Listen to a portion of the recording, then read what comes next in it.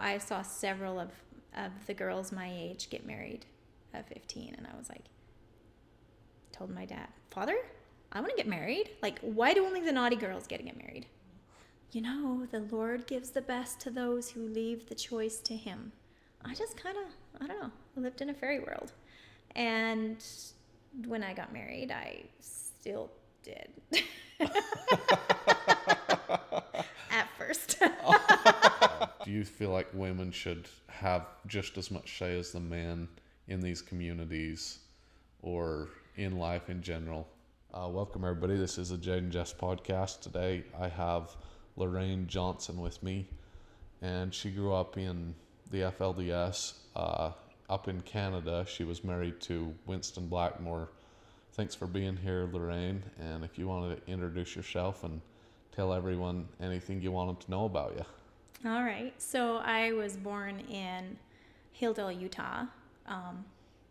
Anybody that knows, like, there was a health clinic there, and Aunt Lydia delivered all the babies, Aunt Lydia Jessup. And I was delivered by her, and then I grew up in Arizona, on the Arizona side, back in, like we've talked about before, the glory days of the creek. Like, I had an amazing childhood. Like, I just was very loved. I was the first kid, the first grandkid, and so I was a little spoiled. I think I was kind of the golden child, you know. And I would like to talk about my grandpa a little bit first, because, like, it's amazing that I'm here today, and it's because we just went back to my hometown to bury him. Yeah, Leona and I, Lorraine and I had been planning to do a podcast via Zoom or something, and so we're glad to have her here in person. So yeah, your grandfather died, and he was kind of a grandpa to a lot of people there in the Short Creek, right? Yeah, so he was the principal teacher. He majored in music and dance, and so he was, like, back in the days when there was all the activities, he was front and center. He taught band and led the marching band in parades and activities. He led the choir. He was a very musical person, and he passed that down to all of us. Like, I remember growing up and being amazed that everybody didn't grow up in a musical. Like, we just kind of belt out song whenever we feel like it, kind of a thing, you know. And my grandpa was a very, like, for anybody that doesn't know, his name is Lawrence Steed, and he was, a lot of people thought he was odd.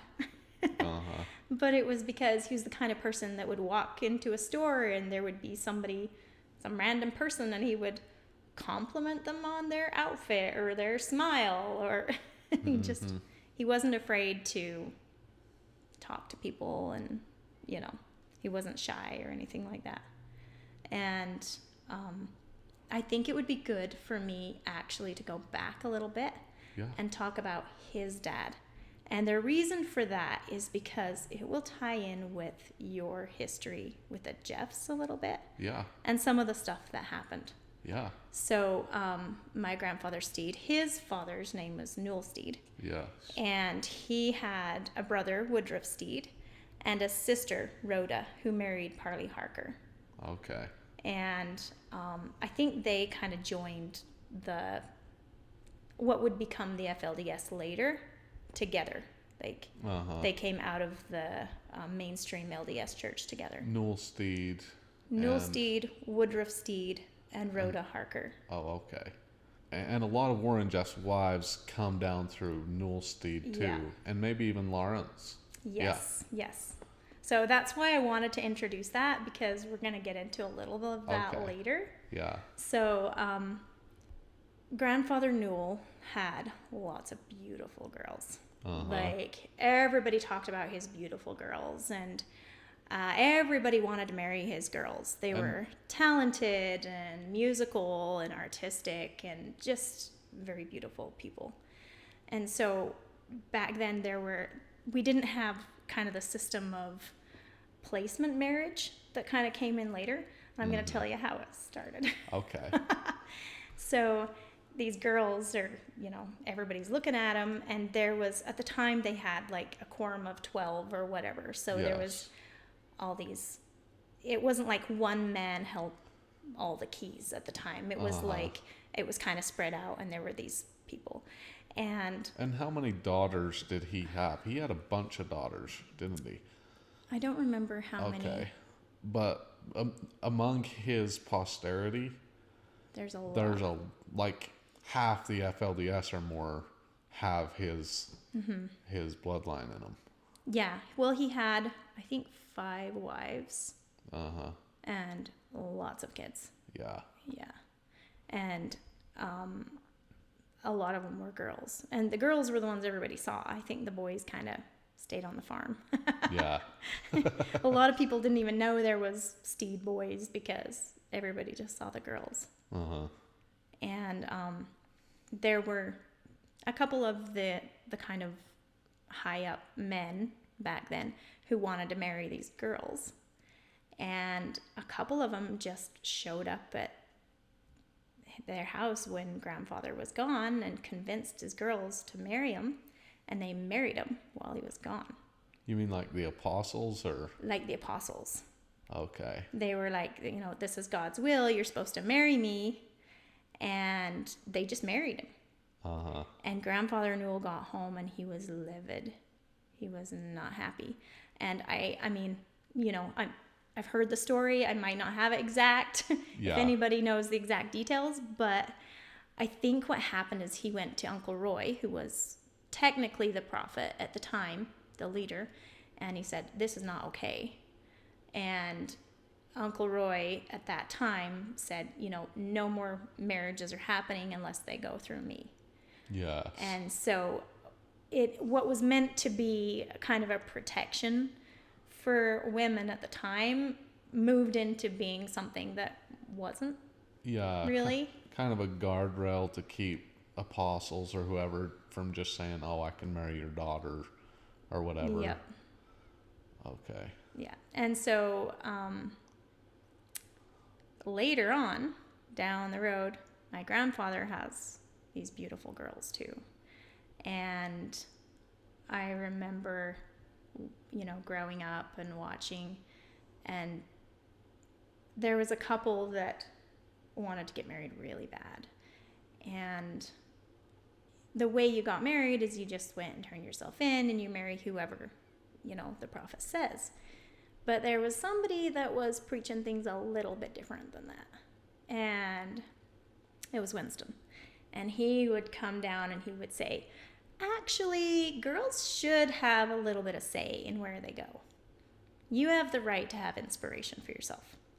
And if you have somebody in mind, you need to speak up. You need to tell the prophet where, So this was in your day, kind of when after you were born, Winston kind of has become more of a leader. And so he's kind of doing things a little bit different. Yeah. And so my family was quite connected with Winston because my dad, a couple of his sisters married Blackmores. Okay. And so on the Johnson side, my family was a little bit connected to Canada and to the Blackmores. And so we had a little bit more, maybe a broader view of what was kind of going on. And Winston was really good friends with my dad. And so when he would come down, my dad would always go visit him. And so I grew up knowing about him and knowing that he was the bishop in Canada. And as I got to be a teenager, I was really kind of watching and seeing the way different people were talking in church and what was going on. And there was this big scare, year 2000's coming, and we're all gonna die, and you gotta be perfect. And I just really wanted to grow up and have babies. Like, that's all I wanted. I didn't really have any aspirations besides that, and I didn't think I was gonna get to have babies if I didn't get married before the distractions. So before 2000, you were like, Oh yeah, I need to have a baby. I was.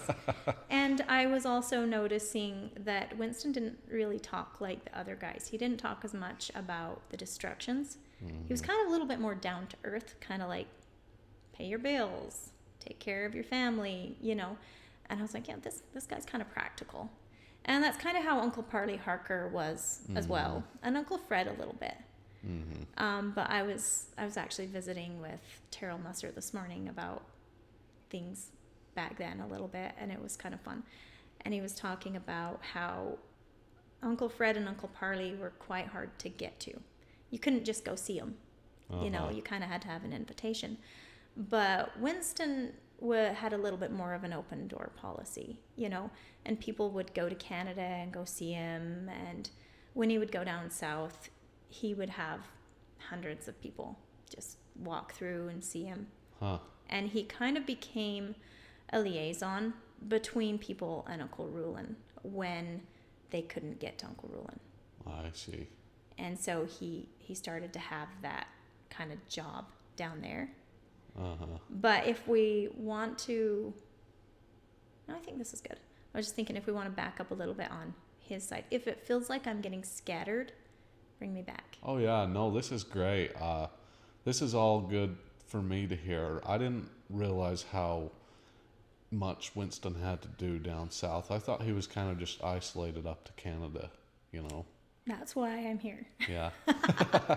Because I was like, you know, this history that people are hearing is missing a very integral part. Like, people don't realize just exactly how much of a part he played in what was happening. Well, and I think a big reason why somebody like me wouldn't know so much is because I've got my history from Dad and, you know, from Lorraine Johnson and from that side of the FLDS who kind of just shut Winston out. You know, and then that's kind of their history now. And your dad really shut Winston out. I don't think anybody really rattled him the way Winston did. And I can tell you why. Yeah. So, clear back, Winston's dad died when he was 17. Okay. And he kind of just got responsibility of his dad's family. He was feeling pretty lost, and Uncle Roy came to Canada. And he just kind of gathered him up and was like, hey, I'm your dad now. You know, I'll take care of you. And at 18, Uncle Roy called him down south, and he gave him a patriarchal blessing. And back in the days, Winston would tell us that when Uncle Roy gave him his blessing, he told him, your patriarchal blessing is like mine. So what does that tell you, right? Yeah. That's all he would say. Is my patriarchal blessing is like Uncle Roy's. Yeah.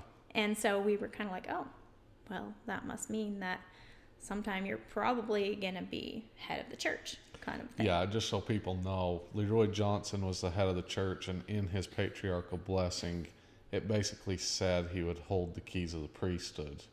So that's kind of what she's referring to. Yeah. So he was basically telling us, one day I will hold the keys to the priesthood.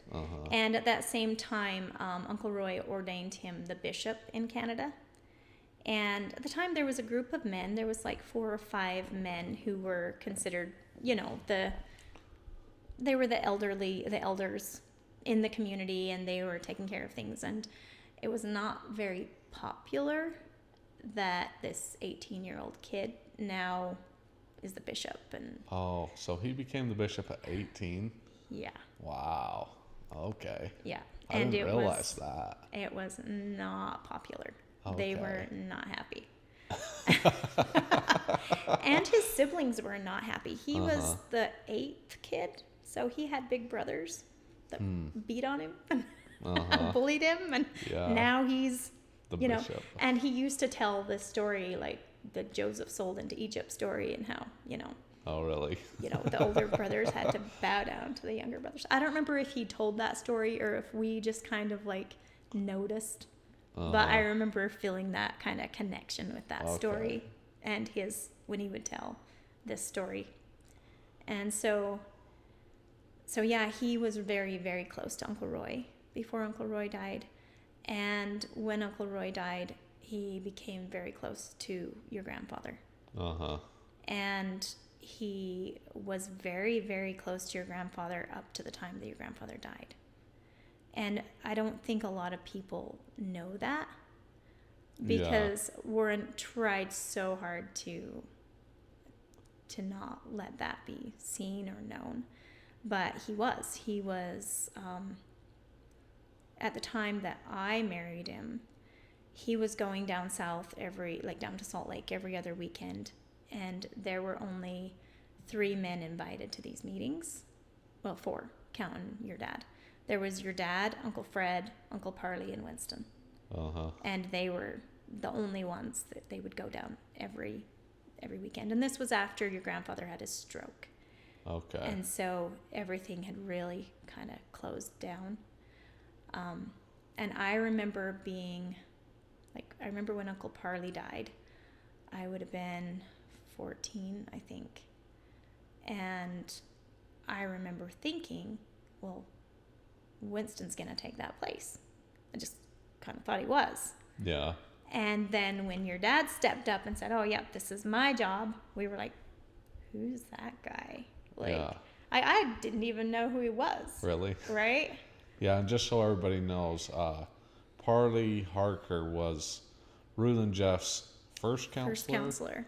And then Uncle Fred was his second counselor. Mm-hmm. So when he died, Warren Jeffs ended up becoming his first counselor. Yeah. But we found out later if it had gone in way of ordination or whatever, it probably would have been Winston. I think as far as ordination went, he was next in line for that job. Yeah, well, I am surprised that they didn't ordain any more apostles. I know. That is weird. Yeah, but Rulon Jeffs had his stroke, so whether he actually chose Warren Jeffs is a little bit complicated, right? Yeah. Yeah, none of us really know what happened there, I guess. Right. But what was interesting in that time was that Warren was starting to talk for his father, but Winston was getting really, really popular. And I don't know if a lot of people know that. He was super popular. When he would show up in the crick, there would be hundreds of people trying to go see him. He was putting out a little newsletter, and everybody got it. And it was, so Warren starts putting out a newsletter too, the Student Star, right? Student Star is half an inch thick, and it's got all these sermons. Winston's newsletter is 2 pages, and it's clear full of stories and jokes and a little bit of, good stuff, whatever. Okay. What do you think they want to read? Yeah. Right. And so he's getting really, really popular. Uh-huh. And at the time that I married him, he got 6 wives in 6 months. Okay, so just so everybody knows, Lorraine married Winston. Yeah. Okay, so Winston got 6 wives in 6 months? Mm-hmm. Okay, and how many wives did he have when you married him? I was the 17th. Okay. How many wives did he have in all? I think at the very most he had 25. And Okay. that included the older ladies that he married that were widows or whatever. Uh-huh. Okay. So can you tell us the story kind of your marriage? If you want to cover Winston versus Warren Jeffs. We can do that after. Okay. Because everybody is super interested in how that went down. I get a lot of questions about whatever happened in Canada, Everybody wonders that. But yeah, could you tell us the story about what made you want to get married so much? You kind of already touched on it, and just how your marriage took place. Okay. So, like I said, I had some aunts that were wanting to get married pretty bad.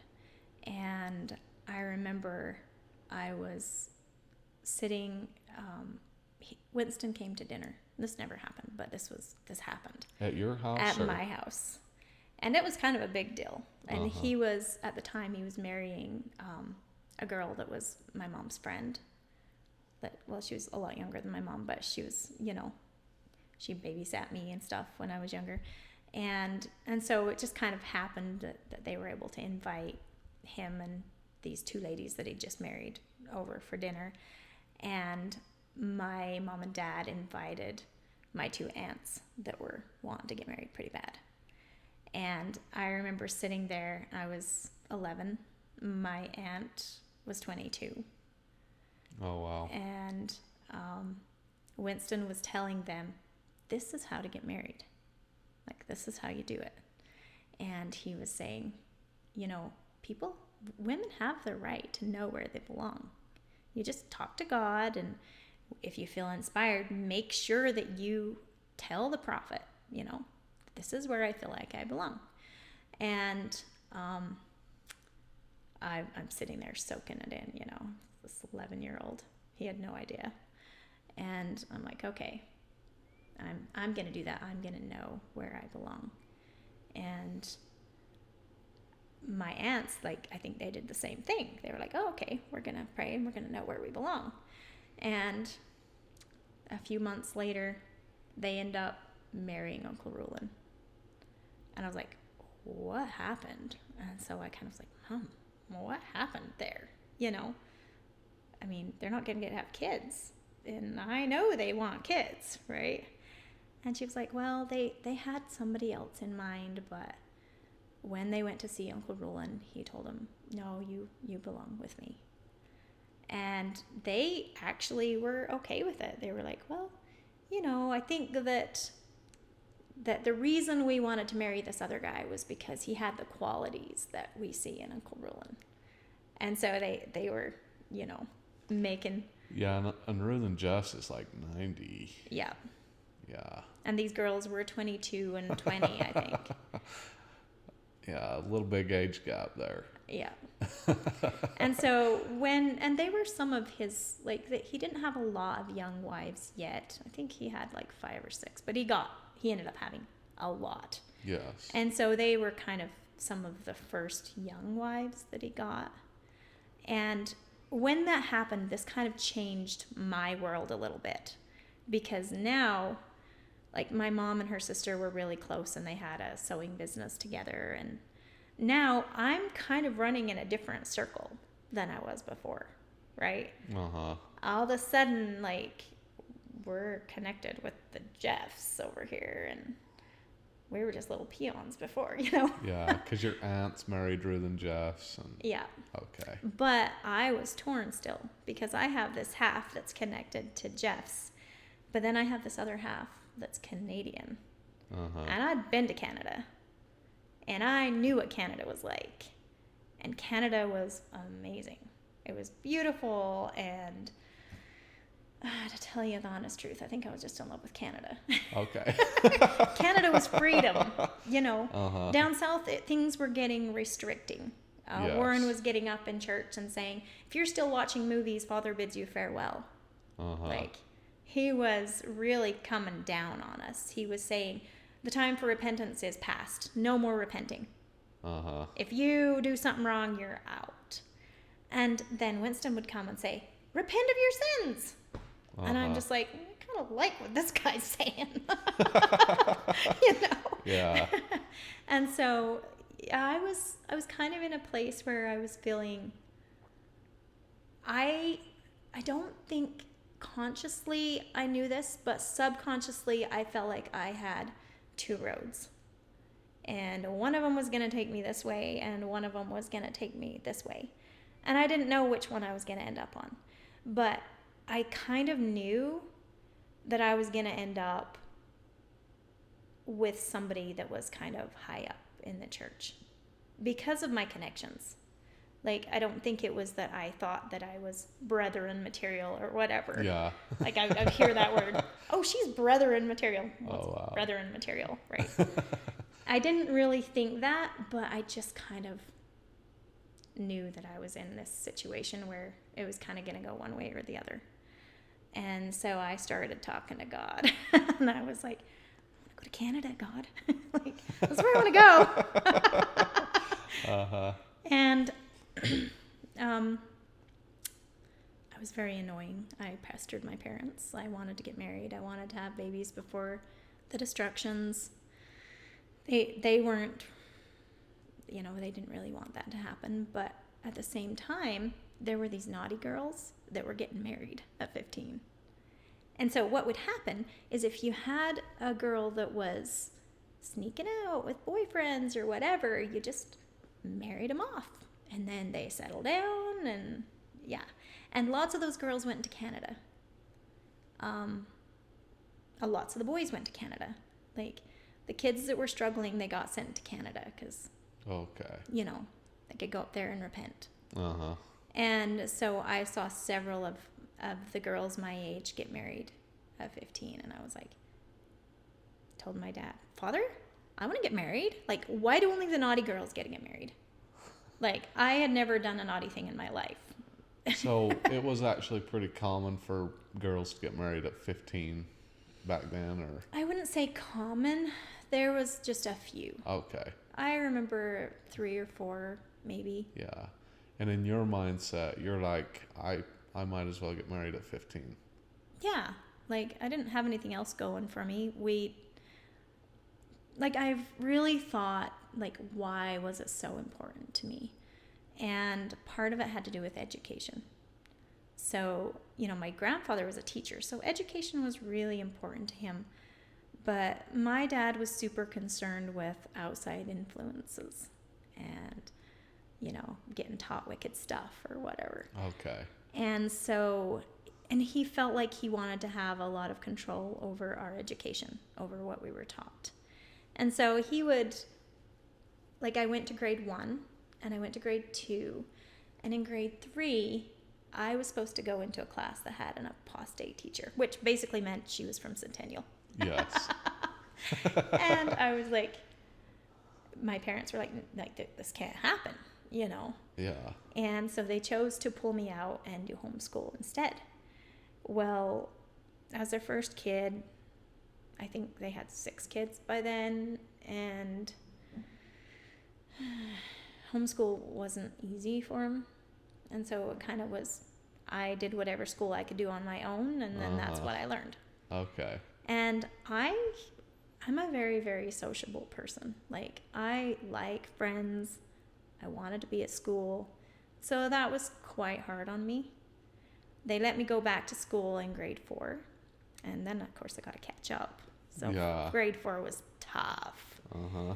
And then I got to go to grade 5. And that was my favorite year. Like, I just had a lot of fun in grade 5.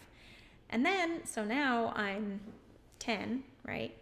And my dad's like, well, grade 6, this is where people make their decisions. This is the year when people are going to decide what path they're going to take. And I'm going to protect my daughter from going down a bad path. And so he was like, no, you're not going to middle school in the public school. You're going to do homeschool. And so grade 6 was really tough for me because during that year, one of my classmates fell out of the back of a truck and was killed. And so, and I watched from afar, I watched my classmates get closer, and they're grieving together, and like they did a program, and I'm sitting in the audience, and they're up there singing this song for my classmate, and like it was pretty tough on me. I was like I should be there. Uh-huh. And so it was more than just the education. It was the social aspect. It was, I really missed school. I wanted to be in school. And in grade 9, I begged my parents, and they finally agreed to let me go for half days. So I got to pick 2 core courses and 2 electives. And so I took math and English and art from Luana Barlow and sewing from Vida Barlow, or Johnson, Vida Johnson. And I had such a fun year. Like, I really liked it. But I knew that graduating wasn't an option. Like, I didn't have this 4-year plan. I didn't have, And so I was like, okay, what's next? If I can't go to school, I may as well get married. I just want to go on with my life. Right now, I'm here tending my mom's kids and doing dishes, and I may as well be doing it for me, right? Yeah. And so that's kind of what spurred me on to really bad want to get married. Okay. So it was partially a lack of social life coupled with kind of wanting to get out of your parents' home. Yeah, I wanted to live my own life. Yeah. Instead of living their life. Uh-huh. Yeah. Okay. I feel like that's something most FLDS people have a hard time letting their children do. Really hard time letting their children live their life. I kind of think that's universal. I think that with parents, unless they're very aware parents, it's been something a lot of people, they have their babies and it's like, this child is a reflection of me. Yeah. And they're going to fulfill my dreams. And I would say that's how I was at first too. It was something I had to learn the hard way. Yeah. Right? So how did you end up getting married to Winston? How did you find out or figure out that you were going to marry Winston? Was that something you wanted, or did you just ask somebody? Did Rulon Jeffs or Winston decide you were going to marry him? Who decided? So I did a lot of praying, and I decided that I had the inspiration that that's where I belonged. Like he said, right? You get to know. And so I decided, okay, that's where I'm going.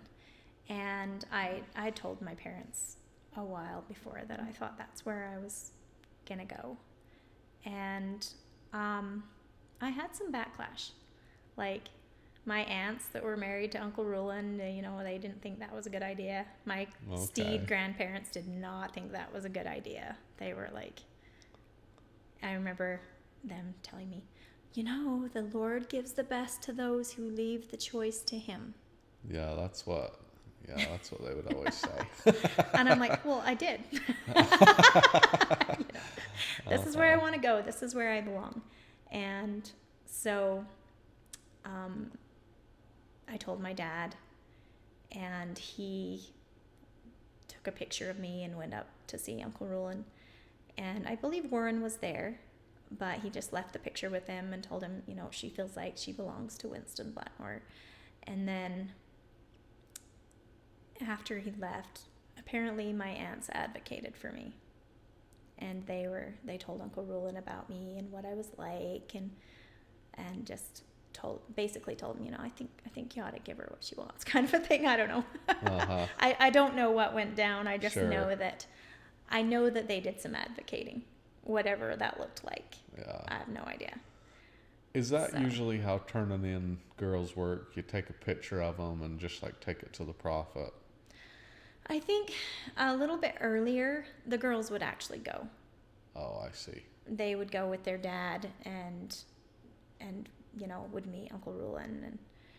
And as it got a little further on after his stroke and stuff, I think it just was easier. Just bring a picture of him. Yeah.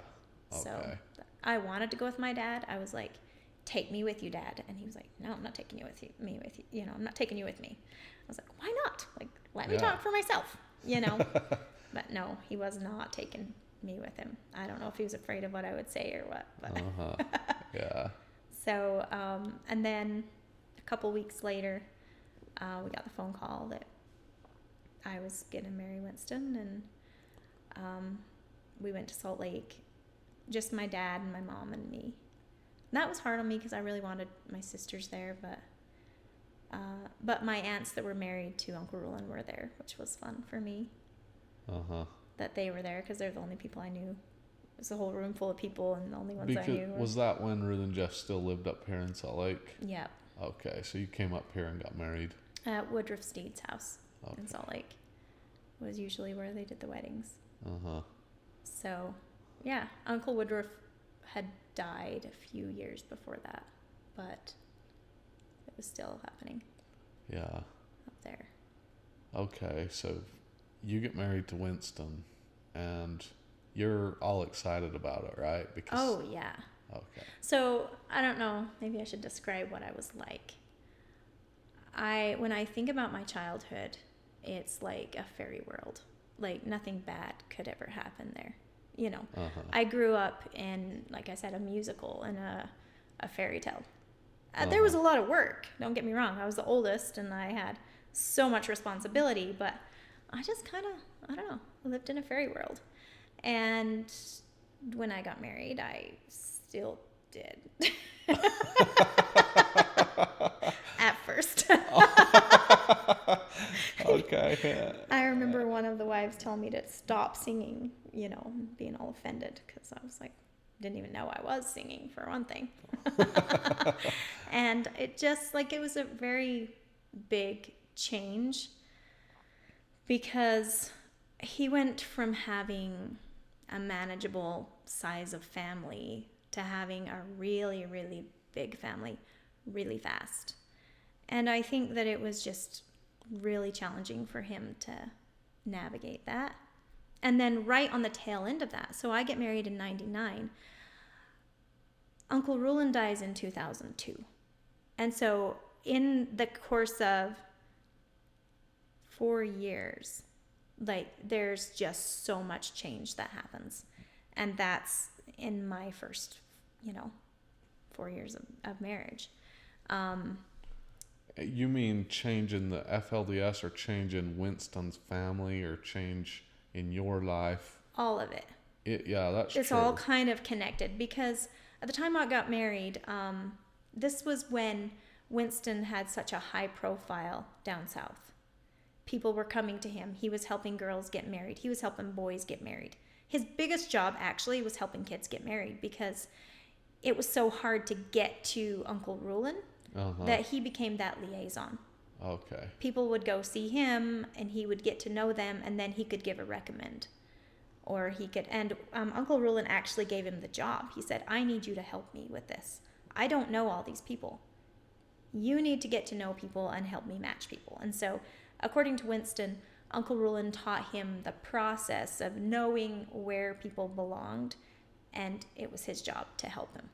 Okay. It's possible that your dad had the same job. Yeah. That they were both given that responsibility, and they were helping put people together. Okay. And so because of that, we had hundreds of guests. So when I got married, we were feeding hundreds of people. We were housing hundreds of people. And we were moving out of our bedrooms for them to stay in them. And it was pretty crazy.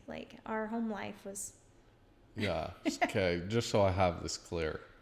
When you get married in 1999, right? Winston has 16 wives and you're the 17th. Mm-hmm. And then he gets a few more through the next couple of years. Yeah. And how is your home life? When you move into Winston's house or, you're 15, you move in, is it you're living with a bunch of other women in the same house? Or do you kind of have your own house? He had he had 3 houses at the time. And that wasn't, he had 3 houses. And there was not enough room. So wives were doubled up. Me and the wife that got married a month after me that was also 15. She was from Canada. We shared the same room for probably a year. And there were several other, I think a lot of us had shared bedrooms at the time. And we had this schedule. We'd be on cooking one day, tending, we had several groups of kids. So we'd tend the kids in age groups at the time. Yes. Yeah. And lots of little kids. He had so many little kids. It was wild. And he had more when I had my second, so the year I got married, he had 10 babies that year. Okay. And then the next year he had 12 babies, I think, or it might have been the year after that. Anyway, so for those few years, he was having 8 to 12 babies a year. And it was a big job because we were also hosting all these guests and having babies. As the bishop's family, kind of doing all this stuff for the community. Yeah. Okay, so you go from really wanting to get married, being all excited about it, to a 1 year in, 2 years in. What you're thinking by that point? Do you wish you would have waited a little bit longer? Are you kind of like, this is different than I thought it was going to be? I don't think I was there yet. We were too busy trying to navigate the split. So for us, the split kind of began, we call it the split, right? For us, it kind of began on 9/11/2001. And what happened then was Winston was called down to a trial, a church trial. And he gets down there, and there's a whole group of men, half of them that he thought were his friends. And they had been sent up to spy on him and report back what he was doing wrong. Okay. And they had this whole list of complaints. And they went through every complaint on this list. And he felt stabbed in the back by some of his friends. And he, at that point, kind of knew that, you know, everybody was against him, kind of a thing. And yet when he was finished with his trial and was ready to leave, Uncle Rulon pulled him to him and told him, you know, every arrow that goes into your back hits me straight in the heart. They weren't aiming for you. They were aiming for me. And so he gives him this vote of confidence at the same time. Uh-huh. So he knows Warren hates him. He knows he's out to get him. But Uncle Rulon is giving him this vote of confidence, saying, you know, I love you. You're here. You're my person, kind of a thing, right?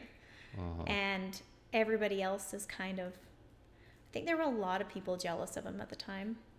I don't think the Barlow guys liked him very much. The prominent Barlow men. The prominent ones. Yeah, who also later got kicked out. Yeah. Okay. He married a couple of some of their girls, and they were not very happy about that because the girls advocated for themselves because he taught them how to do that. Yeah. Then he was in trouble. And so everybody was sure he was down there singing to get girls to want to marry him. And I mean, I don't know if that was true or not, or I mean, whatever. Yeah. But at any rate, girls wanted to marry him, and dads weren't happy about it. They all wanted him to marry, you know, Uncle Rulon. Yeah. Whatever. And so, yeah, so in 2001, he went down to that trial, and that was kind of when we knew things were changing. And he just started to tell us stuff. He started to say, guys, things are not the way they seem. And doesn't this feel a little bit wrong? And he would just kind of point stuff out. You know, this isn't really like the scriptures. You know, stuff like the repentance, you know, stuff like that. Yeah. And so we kind of got this this view into what was happening that a lot of people didn't get. And I think that's what made it so as many of us stayed with him as did when he was kind of sent away. Uh-huh. People didn't. So what was it at that time that he got sent away? No. Oh, okay. Not yet. So he had his trial. He came back. There was this girl that married one of Warren's brothers, and she didn't want to marry him. And she just was like, no, I'm not going to go be a wife. And I don't know what all happened, but her family sent her to Canada to see if she could get feeling better, see if she'd go back, you know. And she came. She was on like 3 different antidepressants when she got there. Within a month, she was off her antidepressants. We loved her. We thought she was amazing, and she was thriving. And her family convinced her, okay, time to come back home. So she goes back home. They want her to go back to her husband, and she says no. Instead, she runs away with a boy. And a few months after that, the boy calls Winston and says, I really want to go back home. I talked to Uncle Warren. He said I could come back, but the girl can't because she's an adulterer. I'm just a fornicator, but she's an adulterer, basically, because he hadn't been married and she had. Oh, I see. Yeah. And he said, is there anything you can do for her? And Winston said, send her to me. I'll see what I can do. So she comes back, and we're so excited. We just loved her. And Winston, he calls up Uncle Rulon. Of course, Warren's screening calls at this time. And he's like, I want to talk to your dad. Well, what do you want to talk to your dad about? To my dad about? No, let me talk to your dad. And he got through. I think at the time he was the only person who could get through. Yeah, sure. And he was able to talk to Uncle Rulon, and he said, Uncle Rulon, don't we still believe in repentance? And he was like, well, yeah, we do. So he kind of recounted this girl's story and said, can I baptize her? Can she repent and be baptized? And Uncle Rulon said, yes, but do it now. So he gets off the phone. They go straight up. This is the middle of December. They go straight up to the font, baptize her. Next morning, Warren calls him, and he's livid. And he's like, you have to send that girl away now. And Winston's like, but she got baptized.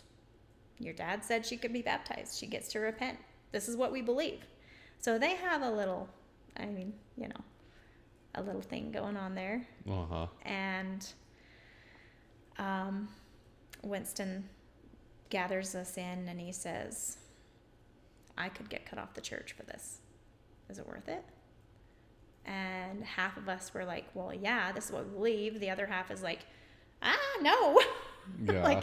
Because we know the reality of our families, and at this point, it's already kind of being preached. You don't really associate with apostates, and we know that it's going to be a really, really big deal if he gets cut off the church. Yeah. And so he just quietly sends her to his house that he has across the border, but he didn't tell us. He told us that he sent her away, and we were very upset. Like, what do you mean? She repented. Send her away. So when we found out she wasn't actually sent away, we were a little relieved. Some of us. I mean, I don't know how everybody felt, but that's how I felt. And a couple of weeks later, he gets told that his bishopric is revoked. Now, he's not cut off the church at this time. He's just being set down as the bishop. I think Warren was kind of testing the water because he doesn't know how big of a following Winston has or what's going to happen if he handles him. Yeah. At this point, there's already been quite a few men sent away. It's not to the point where it got to, like where whole groups of guys are getting sent away. It's kind of one at a time. Yeah. But there are definitely people getting sent away. And so I remember the day he comes in the kitchen and he just looks like he's walking on air. And he's like, I've been set down. I'm not the bishop anymore. He just acted like he was so relieved to not be the bishop anymore. And then there was the whole fiasco of Warren trying to get somebody else to do that job. And he started with Winston's brother, Winston's son, trying to get somebody else to be the bishop, and they refused. And what's really interesting about it, I don't know what happened, but every one of the people that he approached to try to get them to be the bishop left.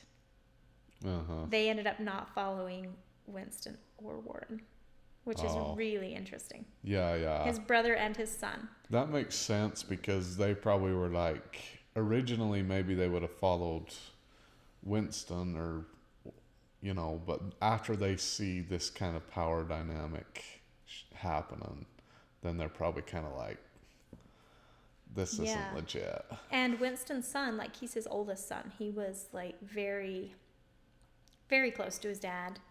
And he was, like lots of oldest sons, he was the one that was walking in his father's footsteps, And so that was a really big thing when he just kind of was like, no, and then he just kind of drifted away and wasn't a part of Winston's life that much anymore. Like definitely not a part of the church that Winston ended up kind of having later. Yeah. So, so that happens. And I just remember praying, Heavenly Father, don't let Winston get sent away while Uncle Rulon's still alive. And this was a big deal to me, and I'm not sure why. I think I just wanted to know that Uncle Rulon wouldn't do that to Winston. And and I knew that he wasn't completely in his right mind, but I didn't want him to have that. And he didn't. Uncle Rulon died in 2002, and I got to go down to the funeral. And I was really glad because I kind of knew that was going to be the last time I'd see my aunts. Like, the way things were going. At this point, we knew what was going to happen. We knew that we were going to get cut off, that we were going to have to choose. You say you as Winston's family, or you as a community, kind of? Us as his family. I don't know how much the community were aware. I know some of them were. But as his family, he'd gathered us together and told us, basically, I'm going to get cut off the church, and you're going to have to decide what you're going to do. And he said, you know, you need to think about it. You're going to have people come and trying to convince you to follow Warren, and you have to decide. I'm not going to hold on to any of you that don't want to be here.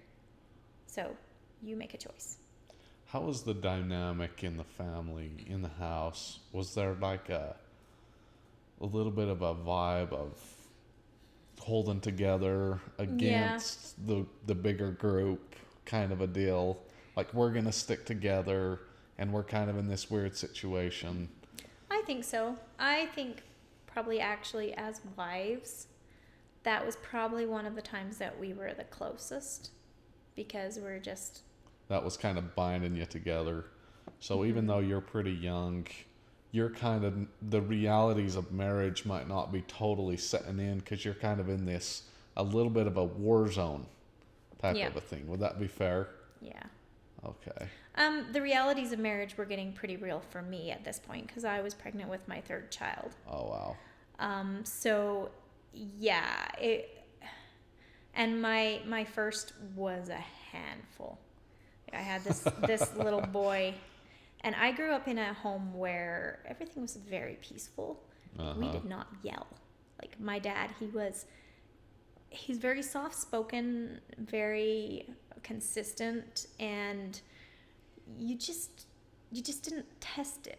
You didn't know what was gonna happen, but you just you towed the line, and you wanted to please him because you didn't want to disappoint him. Like, he wasn't big on spanking, he wasn't, but you just didn't want to disappoint him. Like, disappointing him was like the worst. And so this is what I grew up in.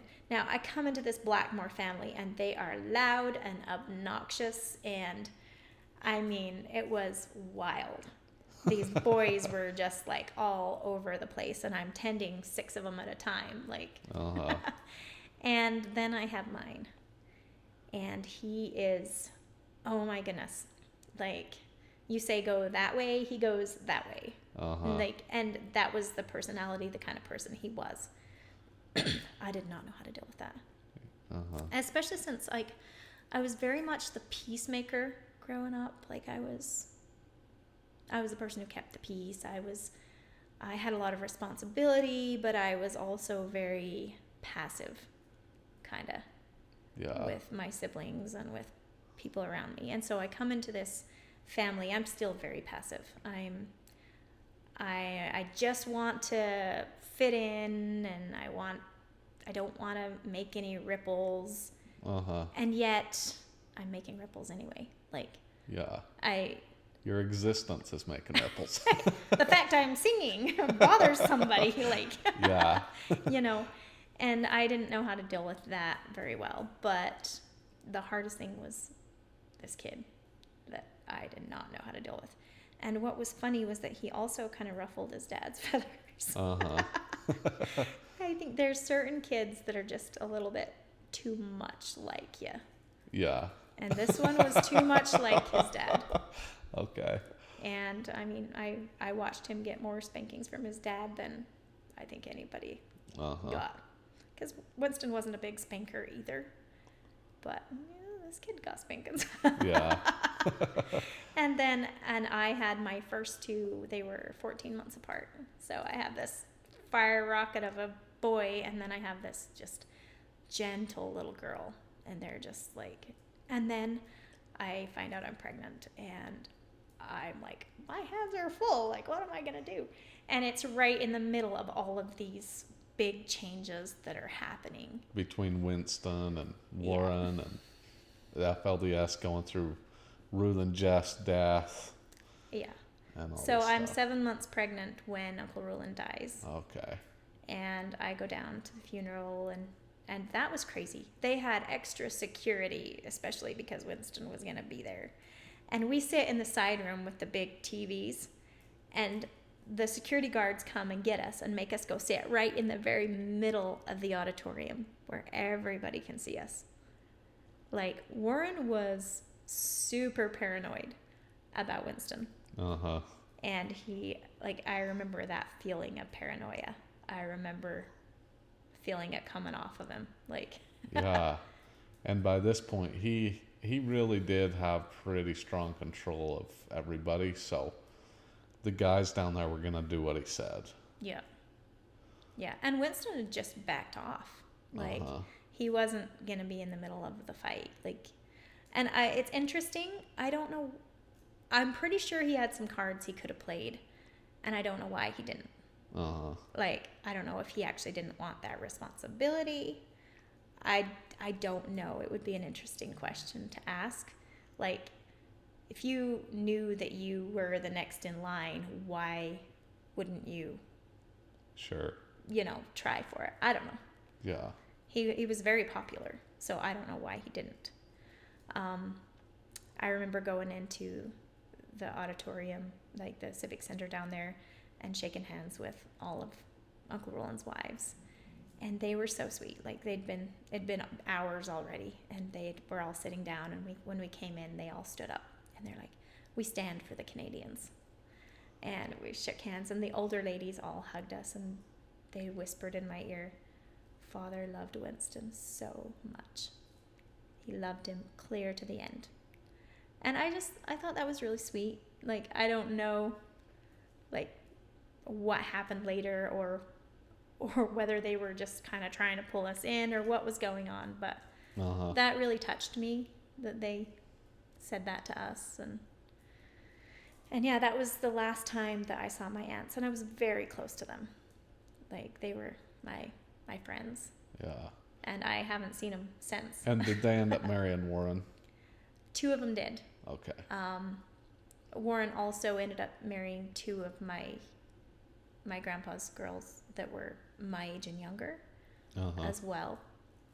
So at the time that Uncle Rulon died, he was married to 2 of my grandpa's girls. And then after Uncle Rulon died, he married 2 of the ones that were married to him. And then one of them married Leroy. I see. So Yeah.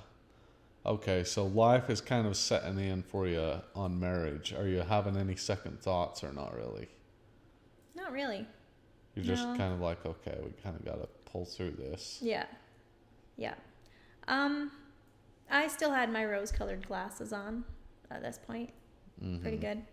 I probably won't really talk about when those came off yet. That'll happen Yeah. in my book, probably. Okay. I think I was 21 before reality really set in. But at this time, it's really just surviving, getting through the split. The biggest thing that happened was I realized that Winston couldn't really take care of me as far as financially. And, when the split happened, you have to realize that church and state were not separate Right. up there. Right. And so all of these people worked for Winston. And so when the split happened, he basically split up his company into all these pieces, gave a piece to these guys and a piece to these guys and a piece to these guys so that they could keep surviving, even though they're following Warren, right? So what happened? Did there come a time where Winston was just totally kicked out? Okay, so Uncle Rulon dies. It was probably 2 weeks after Uncle Rulon died that this letter gets circulated around, and it basically accuses him of adultery, and it implies that he committed adultery with this girl that he wouldn't send away. Oh. It didn't say that, but it implied it, and we all knew what it was talking about. What's funny is years later, so he convinced her to go home, and he told her, if you will go home, I promise you'll get married. And I don't know how he did it. I don't know if he used reverse psychology on Warren or what he did, but he convinced Warren to marry her to a guy that had lost his family. And they were so happy together. I think they're still together. They've left the church and they're together and doing their own thing. And so that had all happened. And so I don't think she even realized the catalyst that she was in this situation. You know? Yeah. We saw it. We knew she was a pawn that was used to, you know, to kick him out. Yeah. And as soon as that letter circulated, like, it was time for us to make our decision. And most of us stayed. There were a couple of the ladies that did go, went back down south. And like Winston was like, stay in peace or go in peace, but be at peace, whatever you decide to do. And so a few of his wives, or just a few of his wives. Yeah, okay. As far as the wider community went, it was kind of like a third of them stayed with Warren, a third of them maybe stayed with Winston, and then there was a third that just kind of went away. Okay. Yeah. So how many people were up there in Canada? Like, when you say a third went with Winston, are we talking 500 people? I don't think there was that many. I'm not really great with numbers. Yeah, so I don't think I could give you the numbers. I was just trying to get a feel for how many people were up there in Canada. Do you know what, like, the overall FLDS community about was? Was there like 2,000 people up there before the split, or? I don't think there was 2,000, maybe 1,000. I could be 1,000? wrong. There could have been 2,000. Yeah, but okay. I'm guessing probably 1,000. Okay. Got it. So I don't know though. Like I said, yeah, numbers are not my forte. But yeah. Okay, so Winston is kind of kicked out. What's your personal thoughts through this time? I'm believing he's a prophet, that he's the next prophet, and Winston. Yeah. Okay. I'm believing that he's a man of God. He's, you know, he should have been the one picked, and Warren usurped that position. So looking back on your marriage and stuff, do you see Winston and Warren both as manipulative people back then who just kind of wanted wives, or how do you kind of see that?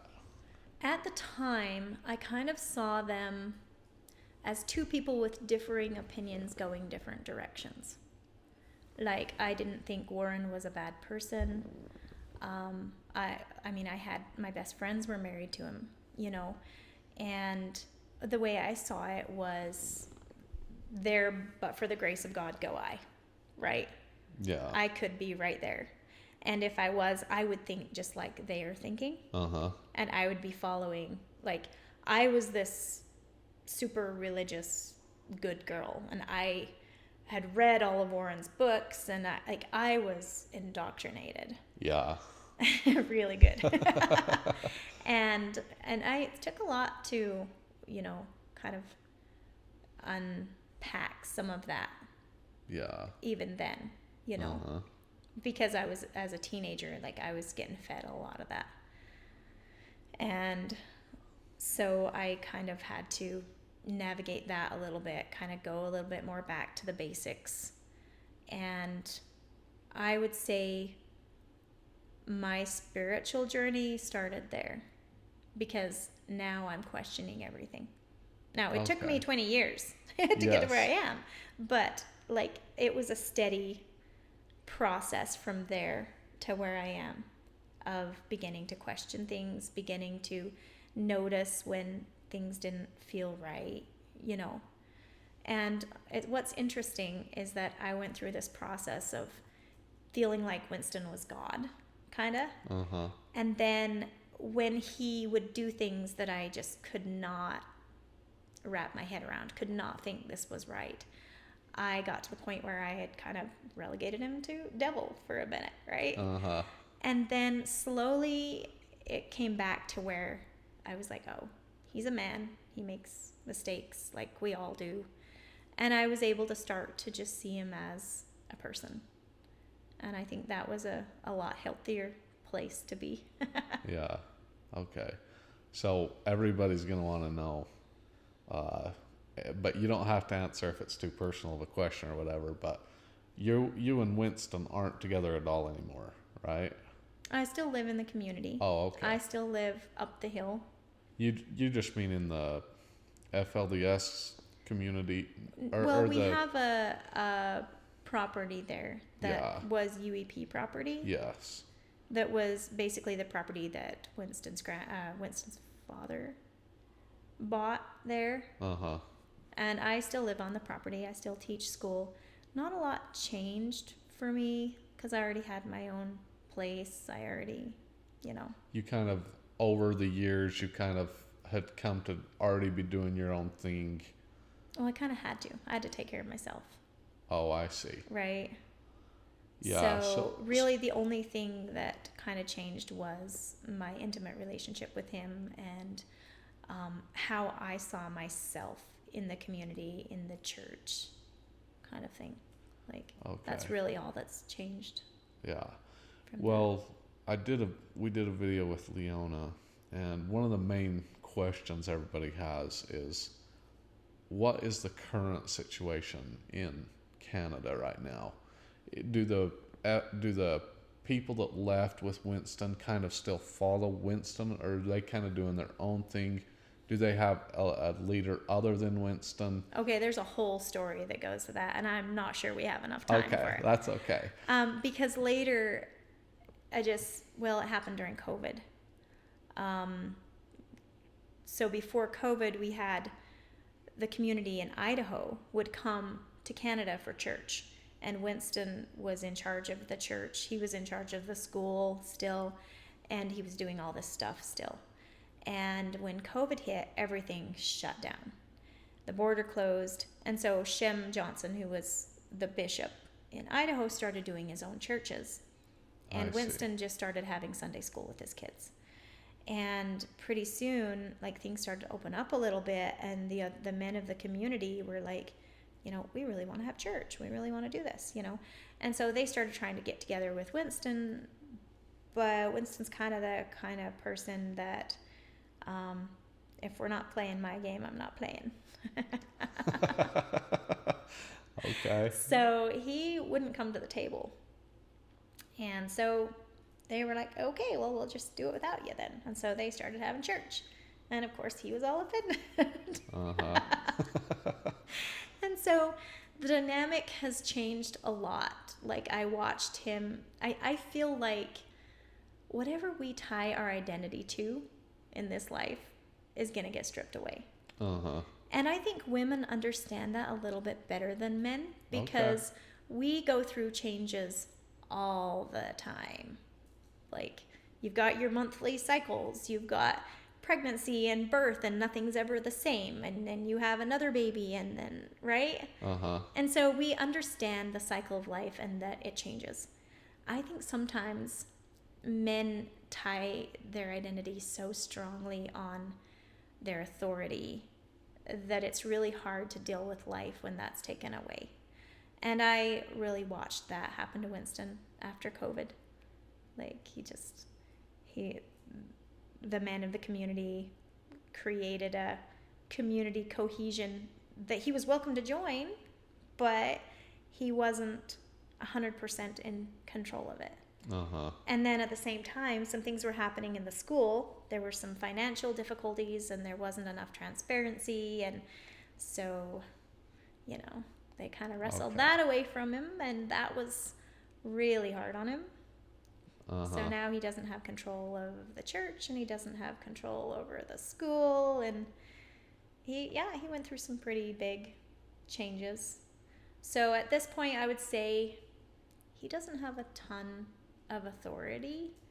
He's kind of, he's respected and loved because most of the people there are his offspring or, Yeah, somehow related. And they love him, but there's no wool over anybody's eyes. Uh-huh. Okay. They're all like, yep, Dad, we like you, and yeah, we don't like what you're doing right now, kind of thing. Like they'll call them out on stuff. Well, that gives us a lot of insight. So thank you for kind of telling us how it is a little better. So right now, there's a schedule. There's church in Idaho one weekend, and then there's church that's ran by the men the next weekend, and then the next weekend Winston will have a church that he's in charge of, kind of. I see. Okay. I don't know. I've kind of drifted away from all of it a little bit lately. in my own journey of self-discovery. I've kind of just been like, I need to step back from this. Yeah. You guys do your thing, and I'll figure out me. Yeah. So after everything's happened, how do you feel about men being so in charge? Do you feel like maybe women can make just as good of decisions? And you know what I'm saying? Like in these communities, you always see these men in charge and these power struggles and stuff. Do you feel like women should have just as much say as the men in these communities or in life in general? I don't know if I can answer that question exactly how you asked it, but I can tell you a little story. Sure. So clear back in like 2008, I think, I remember going on a trip with Winston. We came down to see my grandpa, and I remember visiting with him, and he's telling Bible stories, and I'm like, why are there not more stories about women in the Bible? Like, there should be more stories about women in the Bible. And he's like giving me this whole explanation that made no sense at all. And I was like, one day I'm going to write stories, and they're going to be Bible stories. I'm going to write Bible stories, you know. My stories, they're going to go down in history, and they're going to be good stories, you know. Yeah. And so I would say that I've always been a little bit of a feminist at heart. Sure. You know, and my heroes growing up were Joan of Arc and Amelia Earhart and these powerful women. And it's interesting because I was not, you know, I was a very submissive, permissive woman for many, many years. But I had this, you know, streak of independence that was just waiting to come out. And eventually it did. Yeah. Well, thanks so much for sharing your story. Just so everybody knows, we would love to talk longer, but Lorraine has her kids waiting, and she has to go. Do you have more time, or is it about time to wrap it up? We've been going for about an hour and 15 minutes. Yeah, I think it'd be good to wrap it up. Yeah, okay. I still have a long way to go today. Yeah. Well, we'll look forward to maybe having you on again. Maybe sometime in the future, maybe when you get your book done or something. Thanks so much for your insight. Do you want to say anything else to the audience or to the community or whoever you want to address? I think that it's been a pretty incredible journey for me, and I don't have a lot of regrets. Like, I've learned that we're here for a reason, and we go through these experiences for a reason. But one of the most powerful things I learned on my journey was that I get to choose when I'm done with an experience. Okay. You know? So this saying popped up on my newsfeed one day, and it said, struggle is necessary for your growth until the day you realize it's no longer necessary. And I was like, you mean I get to choose when I'm done with the struggle? You know? And at that point, I started to make choices that would let me be finished with some struggles that I'd been having, and just freed me up for better things, you know? Yeah. So I think talking to people out there, like, if you're in a struggle and you've been in it a while, you know, it's okay if you want to let go of it. Yeah. That's okay. And we create our heaven. I believe that. And if you don't feel like you're in heaven, well, okay, what are you going to do? Yeah. Yeah, no, that's great advice even for me. Do you have any business or social media or anything like that you want to shout out or? Not yet. I Okay. mean, I post things on Facebook for the fun of it, but I don't really have anything set up yet. Okay. I'll have to let you know when I do. Yeah, I just wanted to make sure. Okay, well, thanks so much for coming. Thanks for the insight into the Canadian group and for sharing your story about getting married when you were 15. I'm sure people will have a lot of questions for you in the comments. And even I have a ton of questions I would like to ask if we had another hour. But we'll look forward to next time. And thanks, everybody, for tuning in. Thanks for watching. Thanks for coming, Lorraine. We'll see you guys next time. Thanks Peace for out. having me.